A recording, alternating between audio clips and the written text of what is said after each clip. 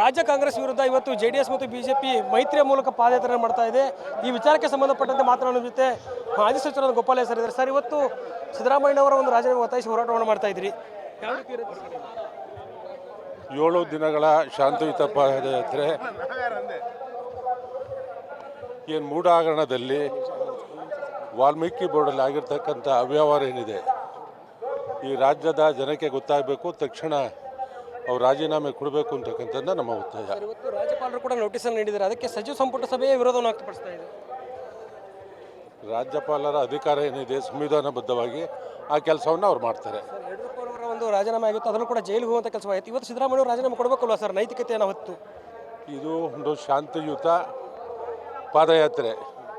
NDAಯಿಂದ ಭಾರತೀಯ ಜನತಾ ಪಕ್ಷ ಮತ್ತು JDS ಇಂದ ಒಂದು ಶಾಂತಿಯುತ ಪಾದಯಾತ್ರೆ ಇಡೀ ರಾಜ್ಯದ ಜನಕ್ಕೆ ಅವ್ರು ಮಾಡಿರ್ತಕ್ಕಂಥ ವ್ಯವಹಾರ ಏನಿದೆ ಗೊತ್ತಾಗಬೇಕು. ಸರ್, ಇವತ್ತು ಕಾಂಗ್ರೆಸ್ ಬಿಜೆಪಿ ವಿರುದ್ಧ ಜನಾಂದೋಲನ ಮಾಡ್ತಾ ಇದೆ, ಅದರಲ್ಲೂ ಕೂಡ ಬಿಡದಿ, ಚನ್ನಪಟ್ಟಣ, ರಾಮನಗರ ಇದೇ ರೂಟಲ್ಲಿ ಒಂದು ಪಾದಯಾತ್ರೆ ಕಾರ್ಯಕ್ರಮವನ್ನು ಮಾಡ್ತಾ ಇದೆ.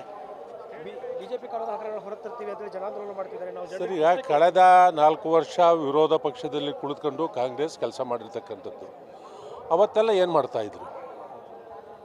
ಜವಾಬ್ದಾರಿಯುತ ವಿರೋಧ ಪಕ್ಷದಲ್ಲಿ ಇವತ್ತು ನಾವೇನಿದ್ದೀವಿ, ಭಾರತೀಯ ಜನತಾ ಪಕ್ಷ ಮತ್ತು ಜನತಾದಳ, ಅವರಲ್ಲಿ ಆಗಿರ್ತಕ್ಕಂಥ ಅವ್ಯವಹಾರವನ್ನು, ಭ್ರಷ್ಟಾಚಾರವನ್ನು ಹೊರಗಡೆ ತರ್ತಕ್ಕಂಥ ಕೆಲಸವನ್ನು ಮಾಡ್ತಾ ಇರ್ತಕ್ಕಂಥದ್ದು ಅವರು ಸಹ ಮಾಡ್ಬೋದಾಗಿತ್ತಲ್ಲ ಆ ದಿನದಲ್ಲಿ. ಇವತ್ತಿದು ಎದುರಿಸುವಂಥ ತಂತ್ರ ಅಂತೀರಾ? ಮುಂದೆ ಯಾವ ರೀತಿ ಹೋರಾಟ ಇರುತ್ತೆ ಸರ್? ನಾವು ಶಾಂತಿಯುತವಾಗಿ ಇವತ್ತು NDA ಪಕ್ಷ, ಭಾರತೀಯ ಜನತಾ ಪಕ್ಷ ಮತ್ತು ಜನತಾದಳ ಒಟ್ಟಾಗಿ ಈ ರಾಜ್ಯದ ಜನತೆಗೆ 14 ತಿಂಗಳಿಂದ ನಡೆದಿರ್ತಕ್ಕಂಥ ಭ್ರಷ್ಟಾಚಾರವನ್ನು ಬಯಲಿಗೆಳಿರ್ತಕ್ಕಂಥ ಕೆಲಸವನ್ನು ಮಾಡ್ತಾ ಇರೋದು. ಗ್ಯಾರಂಟಿ ಯೋಜನೆ ಯೋಜನೆಗಳಿಗೆ SC/ST ಹಣವನ್ನು ಬಳಕೆ ಮಾಡ್ತಾರೆ.